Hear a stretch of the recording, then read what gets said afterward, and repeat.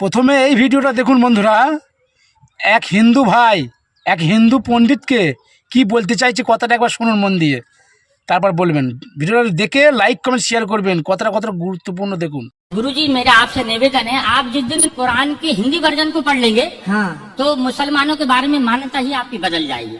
जी जो मुसलमान दिखता है वो मुसलमान नहीं है सर। अच्छा, जो मुसलमान ही नहीं जो दिखता है, फिर मुसलमान तो वो है जो अपने पड़ोसी को भूखा नहीं देख सकता। वाह, ईश्वर अल्लाह ताला ने कुरान के अंदर बताया है कि पड़ोसी नाराज में नाराज, डायरेक्ट उसने कह दिया सर। कुरान की एक आयत में है कि तेरा पड़ोसी नाराज में नाराज।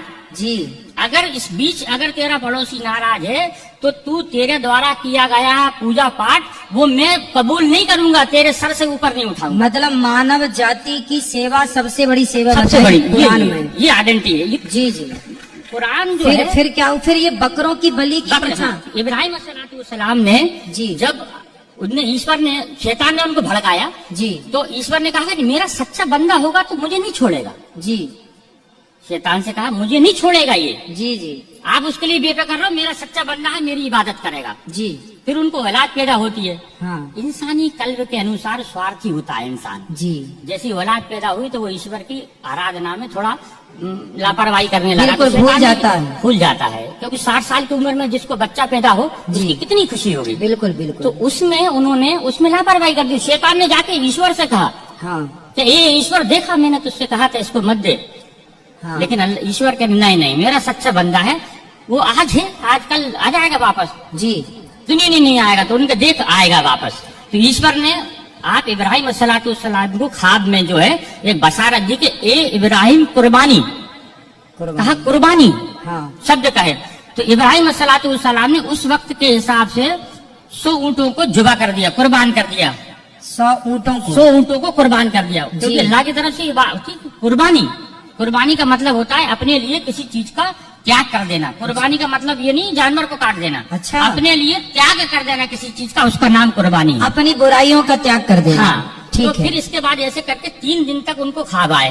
हम्म, फिर उन्होंने चौथे दिन अल्लाह ताला से कहा, अल्लाह ऐसा क्या मामला है कि इतनी कुर्बानी देने के बाद तू मुझसे नाराज है, मेरी कुर्बानी को कबूल नहीं कर रहा। तो अल्लाह ताला ने कि इधर से चौथे दिन उनको बशारत हुई कि दुनिया के अंदर सबसे ज्यादा जिससे तू मोहब्बत करता है उसकी कुर्बानी। अच्छा, तो अब उन्होंने फिर अपनी पत्नी से कहा कि अल्लाह की तरफ से ऐसा आया है कि कुर्बानी मांग रहे हैं। फिर अल्लाह ताला ने उसकी बीवी ने समझाया, आपकी बीवी ने समझाया कि आप सबसे ज्यादा किससे मोहब्बत करते हैं। तो लगे मैं अपने बच्चे से मोहब्बत करता हूँ। तो उन्होंने कहा कि आप इसी की कुर्बानी मांग रहे हैं, अच्छा, ईश्वर उनसे कुर्बानी मांग रहे हैं। जी जी, तो फिर आगे ये होता है कि ये बात दोनों मियाँ बीवी करते हैं। तो इस्माइल अलैहिस्सलाम जो रहते हैं वो सुनते रहते हैं। 5 साल की उम्र होती है उनकी जी 5 साल का बच्चा थोड़ा समझदार हो जाता है। ठीक है। और आप तो नबी थे इस्माइल अलैहिस्सलाम। जी जी, तो ये बीबी से कहते हैं कि इसको नहला धुला के कंप्लीट करना और इस एक रस्सी कपड़ा और छुरी मेरे झोले में रख देना और इनको नहला धुला के मैं घर में कुर्बानी करूंगा तो ये रोएगा गड़गड़ाएगा, तुम्हारे भी आंसू बहेंगे, इसको मैं जंगल में ले जाकर कुर्बान करूंगा इसको मैं। जी जी, तब इब्राहिम इस्माइल अलैहिस्सलाम को सुबह देखते हैं, उठ के देखते हैं तो इस्माइल अलैहिस्सलाम पहले से तैयार है। जी उनको हो सकता है आज जल्दी नींद खुल गई होगी इसलिए जो है खुल गई इनकी। जी, जब ये आगे जब उनको जंगल में लेके जाते हैं, जब उनके हाथ पैर बांधने लगते हैं तो इस्माइल अलैहिस्सलाम ये कहते हैं कि अल्लाह ताला अब्बा जान आप अपनी आंखों पे पट्टी बांध दो। जी, क्योंकि ईश्वर ने यानी अल्लाह ने एक उनके ऊपर शर्त रखी थी कि इब्राहिम अगर तू अपनी औलाद की कुर्बानी देगा तो तेरी आंखों से आंसू का अगर कतरा भी गिर गया तो मैं तेरी कुर्बानी को कबूल नहीं करूंगा। अब बताइए सर, जी जी, एक तो शर्त लगा दी बेटी की कुर्बानी की और आंसू की।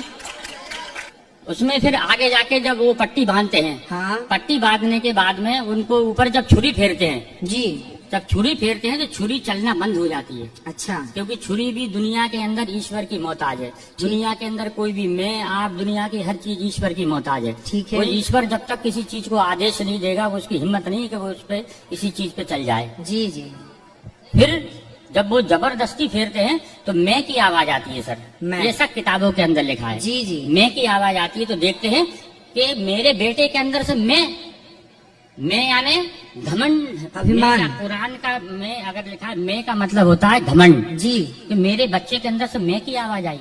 जी। तो वो जब कपड़ा हटाते हैं तो देखते हैं कि एक जो है भेड़ का बच्चा है जो नीचे पड़ा हुआ है और इस्माइल सलाम दूर खड़े हैं। अच्छा सिर्फ ईश्वर की परीक्षा थी वो, जी, मकसद था सिर्फ परीक्षा लेना। परीक्षा लेना। अब वो पूछते हैं इस्माइल से, अल्लाह से पूछते, अल्लाह आपने एक तो ये कटवा दिया, हाँ। आपने परीक्षा ली, जानवर का क्या करना है? तब उन्होंने ये कहा था कि इसके 3 हिस्से करो, एक आप खाओ, एक पड़ोसी में बांटो और एक गरीबों को दो। फिर उन्होंने कहा कि ये वाली जो चीज है कुर्बानी, यानी ईश्वर की तरफ से दी गई हर चीज की कुर्बानी मुसलमान के लिए जायज है। तो उसकी इस चीज को, उस घटना को याद करने के लिए लोग बकरा ईद पे कुर्बानी करते हैं। बकरा खाना मकसद नहीं है, हाँ। या बकरा काटना मकसद नहीं है जी। मकसद है सर सिर्फ उस चीज को याद करना कि अब बाप ने अपने बेटे की कुर्बानी सिर्फ ईश्वर के कहने पे दी, ये मकसद है सर। ये है बस अकेला, ये समझाना चाह रहा था। बकरा काटना मकसद नहीं है, जी। मकसद था सिर्फ ईश्वर के आदेश का पालन करना, जी। ये था बस। नहीं तो उन्होंने किया ईश्वर के आदेश का पालन, उन्होंने किया ईश्वर के आदेश का जी, पालन। जी जी। तो फिर बाकी लोग उस बकरी को काटने का वो रिवाज चालू हो गया। जी जी जी, बस मकसद सिर्फ इतना सा था कि इस चीज को याद करना है। और तो अभी आपके हिसाब से बकरा काटना आज के युग में, चलो उनकी मजबूरी थी, उन्होंने ईश्वर ने उनकी परीक्षा ली, जी, पर जी। आज तो किसी की परीक्षा नहीं ले रहा है ना कोई। आज के हिसाब से, जिस हिसाब से लोग बकरा ईद को इस्तेमाल इस चीज को करते हैं, वो उनको इस चीज का ज्ञान ही नहीं है कि इसका मतलब क्या है। जी। उनका मतलब है कि उस जानवर को अपने बच्चों के जैसा पालो और फिर उसको अपने हाथ से जिबा करो, उसको फिर उसको बांटो दूसरों में, कुर्बानी सिर्फ उस चीज को याद करने के लिए है मकसद, जी। और सबके लिए नहीं है। जो ये कुर्बानी करना सबके लिए नहीं है। अच्छा। जो जिसके पास हैसियत है उसके ऊपर जायज है बस अकेला। जी जी। सबके लिए नहीं है सर, ये सबके लिए नहीं है, सिर्फ जिसके ऊपर जायज है उसके लिए ऊपर है। तो ये किसी की हत्या करना, बकरे की इत्यादि हत्या, ये सही है या गलत है? मेरे हिसाब से अगर धर्म के हिसाब से देखें तो मैं मानता हूँ उसके हिसाब से, उस वक्त के हिसाब से सही होगा।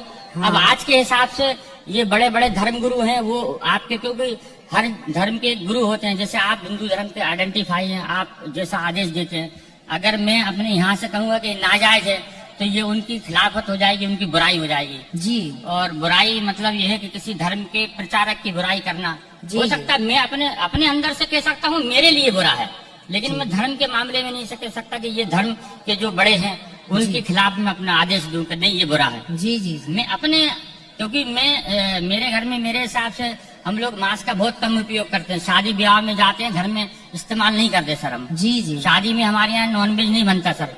हम लोग, क्योंकि मैं ऐसे परिवार से बिलोंग करता हूँ जहाँ संबंध दूसरे लोगों से ज्यादा है सर। चलिए, भगवान आपको सुखी रखें। जी। आपसे बात करके अच्छा लगा।